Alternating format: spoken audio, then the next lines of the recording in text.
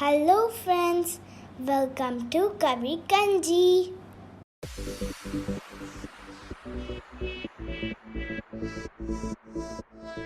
இன்னைக்கு நம்ம வெண்டைக்காய் வச்சு ரொம்ப சிம்பிளான கூட்டு ரெசிபி தான் செய்ய போகிறோம்.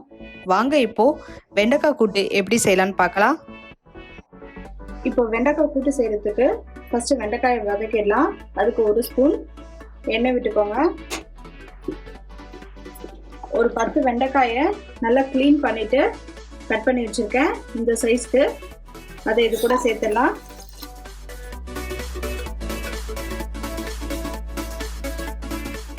இந்த வெண்டைக்காயோட பிசு தன்மை போற வரைக்கும் லைட்டா வதக்கி விட்டுறலாம்.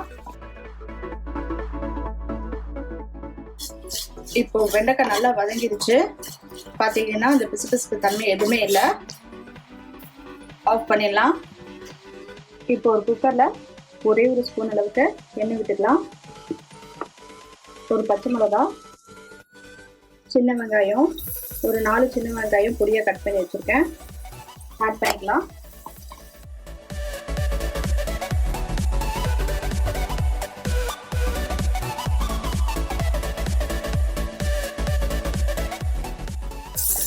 வெங்காயம் லைட்டாக வதங்கிடுச்சு.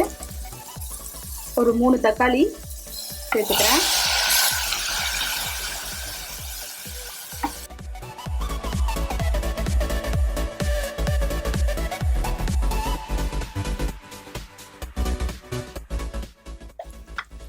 இப்போ தக்காளி நல்லா வதங்கிடுச்சு.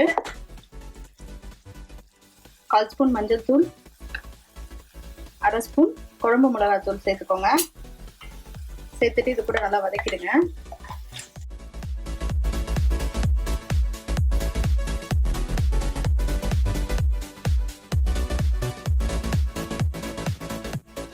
இப்போ இது கூட 3 ஸ்பூன் கடலைப்பருப்பு, 3 ஸ்பூன் பைத்தம்பருப்பு கழுவிட்டு ஊற வச்சிருந்தேன், அதையும் இது கூட சேர்த்துடலாம்.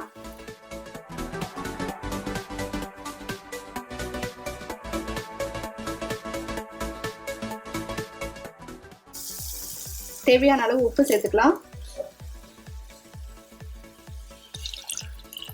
தேவையான அளவு தண்ணி விட்டு ஒரு 3 விசில் விட்டு எடுத்துடலாம்.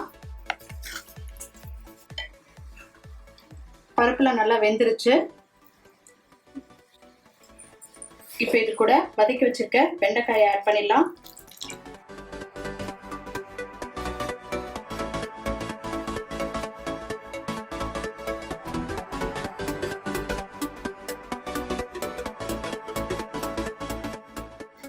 ஒரு நிமிஷம் நல்லா கொதிக்கட்டும்.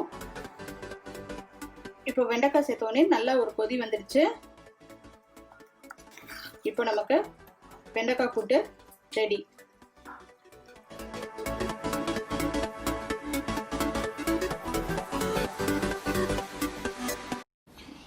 Thanks for watching this video. உங்களுக்கு இந்த வீடியோ பிடிச்சிருந்துச்சுன்னா லைக் பண்ணுங்க, ஷேர் பண்ணுங்க, கமெண்ட் பண்ணுங்க. மறக்காம எங்க சேனலை சப்ஸ்கிரைப் பண்ணுங்க. பக்கத்துல இருக்கிற பெல் ஐகானையும் பிரஸ் பண்ணுங்க.